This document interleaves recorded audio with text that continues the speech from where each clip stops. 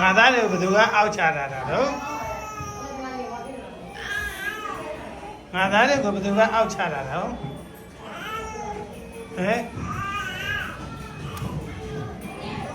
အဲ့ဒါကကိုလာတော့ဟိုအနိုးဘူးဆိုလို့အောက်ချလိုက်တယ်ဟုတ်ဘယ်သူကလဲအဲ့ဒါလေ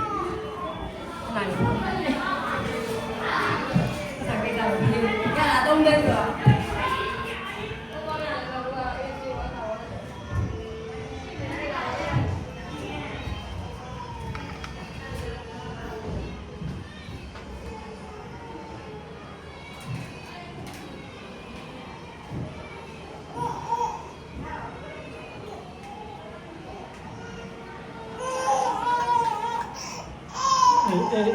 အေးပါအေးပါအေးပါ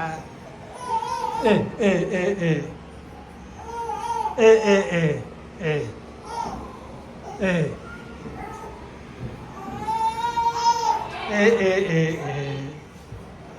ဟုတ်ပါတော့ဟုတ်ပါအမနဲ့ငါသားလေး